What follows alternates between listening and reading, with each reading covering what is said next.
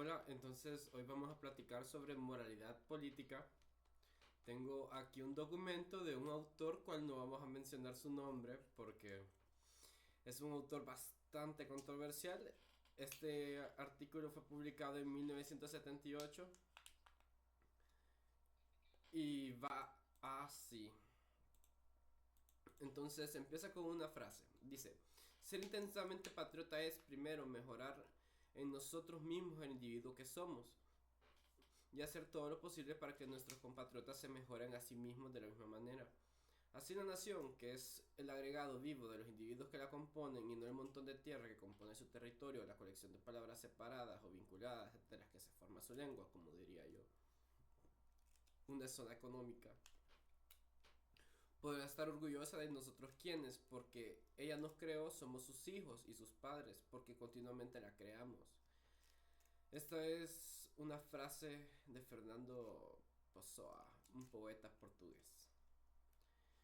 También tenemos aquí una frase anónima atribuida a Jesucristo que dice: la ley fue hecha para la humanidad y no la humanidad para la ley. La moralidad política en una sociedad capitalista significa ser el jefe o la jefa de todos aquellos a quienes se les paga por su trabajo con el dinero de los impuestos. Esto incluye todo tipo de servidores públicos, soldados, pólizas y cualquier funcionario público. Incluye desde el más humilde barrendero hasta el presidente de la República. Su actitud, por lo tanto, hacia todas esas personas, mientras está realizando los servicios para los cuales fueron contratados, debe ser la de un jefe hacia sus subordinados. Es incorrecto de obligarse ante la presidencia de la República como si fuera un símbolo de autoridad pública y es el presidente quien debe respetarle a usted al desempeñar sus funciones. Él es su empleado, el ejército es su empleado, fue contratado colectivamente para mantener su seguridad, no para socavarla. La policía son sus empleados, se les paga para defender su privacidad y su tranquilidad, no para perturbar ninguna de las dos. Cualquier funcionario público es su empleado, él o ella está siendo pagado con su dinero para servir escrupulosamente y atentamente a los intereses de usted. Comprender este hecho y comportarse en consecuencia es esencial para el buen funcionamiento de una verdadera democracia capitalista. No piense que será fácil comportarse así, debido al condicionamiento psicológico de las... ¿Cómo le llamamos a esto? Le vamos a llamar um, condicionamiento psicológico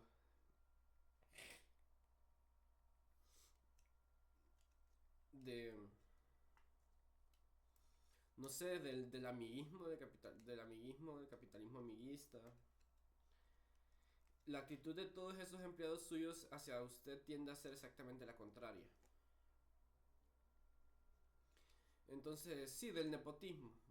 Al adoptar una actitud meritocrática, es decir, la actitud de un ciudadano de un país libre, usted provocará el odio y el despecho de los malos soldados, malos policías, malos funcionarios públicos y malos presidentes. No obstante, usted debe persistir. No se enoje ni se impaciente, pero insista con calma y firmeza en sus derechos. El orden natural de las cosas le ayudará en todo lo que usted haga con conciencia y volición. Considere que los malos soldados y los malos policías son consecuencias, no causas. También los malos presidentes. Cada nación siempre tiene el gobierno que se merece. Las tendencias hacia la honestidad y el desorden aparecerán invariablemente siempre que las leyes por las que una sociedad se rige sean malas. ¿Cuál es una mala ley? Primero, va a encontrar en algún aspecto fundamental de la naturaleza humana. Segundo, cuando es imposible de hacer cumplir. Primero, cuando va en contra de algún aspecto fundamental de la naturaleza humana. Segundo, cuando es imposible de hacer cumplir. Por favor, observe que existen adjuntados aquí los derechos básicos de cualquier ser humano. Cualquier ley de cualquier nación que ofenda uno de estos derechos básicos es un estatuto dañino y enfermizo. Los intentos de hacer cumplir tales leyes resultan invariablemente en la corrupción de quienes las ejecutan y la opresión de los ciudadanos. Bueno, derechos básicos podría ser como agua, comida, hogar, familia, contrato, locomoción, um, labor. Y como hemos dicho antes, los hombres libres enfrentados a una ley injusta tienen solo dos alternativas: la insurrección o la inmigración. Existe sin embargo una tercera alternativa: cambiar la ley. Los peligros de la insurrección consisten en que las modificaciones básicas en el comportamiento de las masas deben ocurrir lentamente.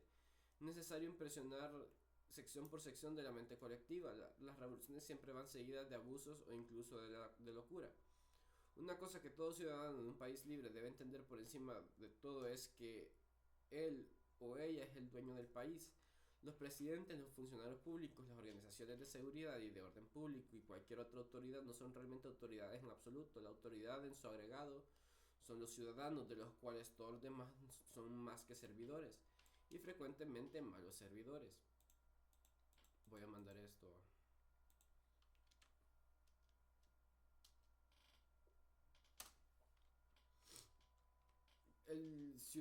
El ciudadano individual no está obligado hacia el país. Es el país el que está obligado hacia el ciudadano. Por lo tanto, si las leyes del país ofenden los derechos básicos y legítimos del ciudadano, las leyes deben cambiarse. No el ciudadano quien debe ser castigado. Cada ciudadano debe considerarse a sí mismo el guardián o autor de la nación en todo momento. No es el gobierno de un país libre que tiene derecho a sentirse paternalista hacia los ciudadanos. Son los ciudadanos quienes tienen el derecho de sentirse paternalistas o maternalistas hacia el gobierno. Reflexione, por ejemplo, en la forma en que a menudo funciona la policía. La policía mata a ciudadanos bajo el pretexto de que son criminales, pero mientras no se haya probado ante un tribunal de justicia constituido según la voluntad de los ciudadanos que uno de estos ciudadanos ofendió los derechos básicos del ser humano, perdiendo así el derecho básico de disfrutar de los demás, ese ciudadano sigue siendo uno de los dueños de la nación y un policía que levanta la mano contra él o ella es culpable de insurrección. El ciudadano promedio tiene pleno derecho, si así lo desea, de matar a un ladrón o un asesino. Pero un policía no es un ciudadano promedio debido a su posición peculiar como empleado de la ciudadanía. Debe considerar la vida de cualquier persona como sagrada mientras esta persona no haya sido privada de sus derechos por un tribunal de co-ciudadanos. Y debe sacrificar su propia vida si fuera necesario para preservar la vida de incluso de un sospechoso. En lo que concierne a sus co-ciudadanos, las obligaciones contractuales de un policía o de un soldado exigen que él muera si es necesario y nunca que mate. El policía o el soldado están doblemente obligados a ser un ciudadano común sin importar cuán pobre o bajo sea su estatus. Primero porque un civil es un co-ciudadano y segundo porque un civil es un jefe. En el concepto de moralidad política, por lo tanto, es absolutamente necesario que los ciudadanos dejen de permitirse ser impresionados o intimidados por políticos, soldados, funcionarios públicos, policías y otros empleados frecuentemente sobrepagados. No somos nosotros quienes deben respetar a esa gente, son ellos quienes deben respetarnos a nosotros. En lo que concierne a la participación de los ciudadanos con riesgo para su integridad corporal en actividades decretadas por los gobiernos, por ejemplo en la guerra, debe entenderse claramente que el civil común no tiene la más mínima obligación de dejarse morir por la patria. Ese enganche emocional arcaico a través del cual todos los gobiernos a lo largo de los siglos se han aprovechado de la buena fe y la buena voluntad de sus jefes, es decir, los gobernados. Los juramentos ciegos de fidelidad a una bandera o cualquier comunidad son inmorales.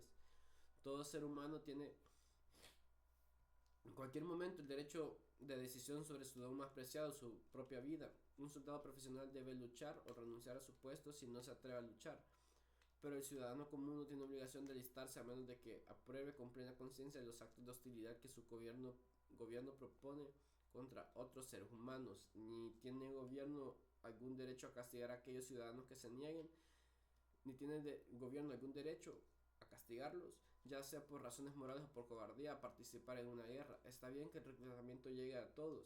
Como puede un ciudadano saber de antemano que no estaría dispuesto a luchar por su país?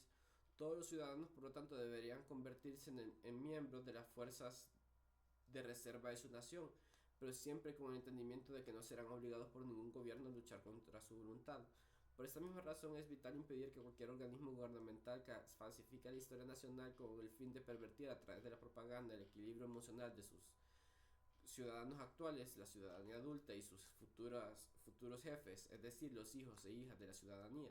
La patria nunca debe presentarse como una abstracción ética o filosófica, debe revelarse como la realidad socioeconómica que realmente es, con sus raíces profundas en un pasado invariablemente poco respetable. ¿Acaso no todas las naciones de la Tierra provienen del barbarismo? Pensaríamos que es una locura extrema por parte de un paciente en análisis tratar de engañarse a sí mismo sobre el origen de sus inhibiciones y complejos. De hecho, sabemos que la función del psicoanalista es detener el autoengaño del cliente sobre sus motivaciones. Sin embargo, todavía es costumbre permitir en el estudio de la historia de nuestro país que demagogos y falsos eruditos barran la sociedad de los que estamos hechos debajo de la alfombra de nuestros prejuicios como amas de casa descuidadas que fingen limpiar sus instalaciones. ¿Cómo podemos estar seguros de nuestras verdaderas aspiraciones nacionales si carecemos de una visión amplia y objetiva de nuestras raíces culturales, por oscuras que éstas sean? Nos avergonzamos de nuestro pasado, es el destino de cualquier humano que aspira al progreso y la evolución, y no será... Este es el destino de cualquier humano que aspira al progreso y la evolución, y no será ocultándonos nuestras llagas históricas como los demagogos evitarán su repetición.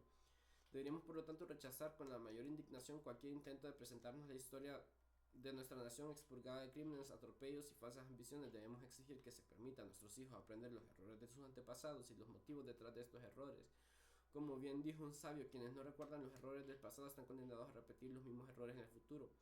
Antes de cerrar este breve tratado debemos mencionar el tema del castigo de los crímenes contra la nación. Cuando un ciudadano mata a otro, este es un asunto entre dos individuos, no merece la atención de la comunidad excepto en términos de profilaxis o compensación económica. Encarcelar a un asesino es un doble desperdicio. Y el asesino ya ha arrestado a un ciudadano al esfuerzo común. Por si esto no fuera suficiente, la comunidad resta a otro ciudadano de este esfuerzo, paga su manutención con dinero público, poniendo así una carga sobre todo debido al error de uno.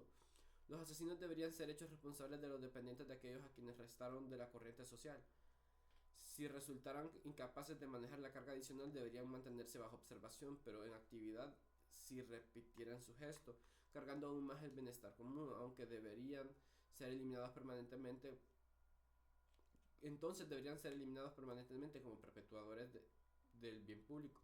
Un asesino, como hemos dicho, daña a un individuo y solo indirectamente daña a la nación, pero el servidor público de cualquier nivel que acepta sobornos o resta dinero del erario público hace un daño indirecto a la nación en su conjunto. Un político deshonesto, funcionario público son muchos más dañinos que la patria, que un asesino, un ladrón, un asaltante, que sea un ciudadano común. Se debe a la venalidad de tales empleos deshonestos que la contaminación y la inflación infesten un país, y peor aún que la actitud de que el gobierno es el jefe del pueblo en lugar de un servidor contratado se haya perpetuado a través de los siglos. Cuando un rey persa decidía invadir la antigua Grecia, ordenaba a sus ingenieros construir un puente sobre el mar.